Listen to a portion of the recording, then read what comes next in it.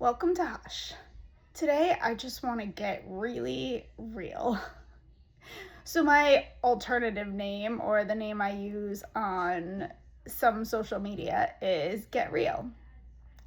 And the reason why is because that's really been the goal of mine through my life, is just to be real. You know, the whole purpose of this channel, the whole shh.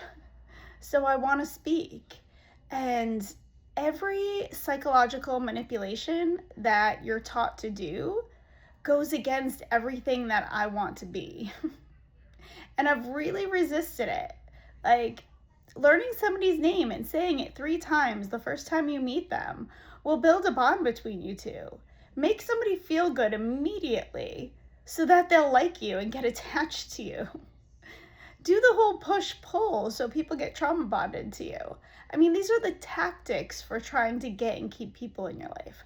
I don't want to get and keep people in my life. I just want people in my life because we're being real, genuine, decent people. We shouldn't have to play games.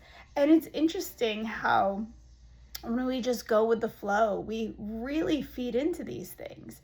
It's why I know the term's awful. I'm going to use it anyways. Narcissist gain so many flying monkeys. How do they do it?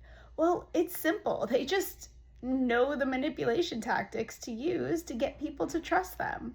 But then you're trusting a narcissist. I don't want to use their tactics to gain friends and followers and people to adore me. I mean, how do most narcissists end up? They end up alone and miserable. It's not who or how I want to be. I just want to be real. And the thing is it's really hard to sell that. In a world where we just all want to feel good, it's really hard to sell truth because the truth doesn't always feel good. The truth will set you free. It always will be good in the long term. But in the short term, the truth can be the harder path, right? I wrote one of my stories, not a story, one of my blogs is what I call it, about the paths and taking a path up the mountain. And you take the path up the hill instead of the mountain because the hill's easier, but there's no side to the other hill. You just keep going and going and going and going. And then you go up this mountain, and this mountain is so hard and it's rocky and it's storming and it's so difficult. You don't know how you're going to get over it. And then you get to the top, and then it's all downhill from there. And it was worth walking up the mountain. But that's the same as facing the truth and facing ourselves. Taking responsibility, another topic that's just not popular. People don't want to really hear about it. They don't want to hear about how they need to take responsibility for their entire lives. How do we fight the victim mentality, right? The victim will never be happy. You want to fight to keep that victim inside you? I mean, have at it. That's great, but it's not likely you're going to build really strong, lasting relationships in your life that are authentic and genuine, and it's pretty rare that you're going to have much true joy and happiness in your life. If the victim rules, then so does insecurity and feeling terrible about yourself, right? So to fight the victim, we have to do the unpopular thing. The unpopular thing, even in my own mind, right? All my parts are like, no, no, no, please, no. But accepting responsibility for my life and the way it is has been the thing that has set me free. And I'm struggling right now. I'm struggling to accept responsibility for my life because things have just been really hard and amazingly good all at the same time, and it's causing a lot of confusion. It's a really good place to be in when you can embrace two opposites simultaneously. And right now, I'm struggling with having one of the best summers of my life, along with having one of the hardest. I mean, not as hard as last summer, but things have still been tough. And I've changed a lot of my habits over the last year through the stress.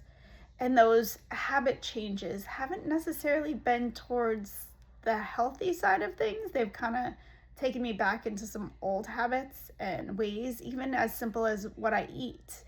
I'm not eating the way that I was eating for the last few years. I just slowly integrated back into eating like I used to when my kids were younger. And I would just eat whatever they eat and eat however I could. And I don't want to do that anymore. I want to get back to caring for my body completely. I've noticed that it's affected my love for myself. And I'm starting to question myself in ways I haven't questioned myself in a while. And, I don't think I could ever go back to the person I was. When you really face yourself, you can't really go back. There's only forward or stagnancy where I'm at. And I'm just not willing to remain stagnant. So I have some more things to face. I should be successful doing something at this point. I have the ability, I have the drive. I just should be. And I'm still allowing old stuff to hold me back. And I'm trying to figure it all out.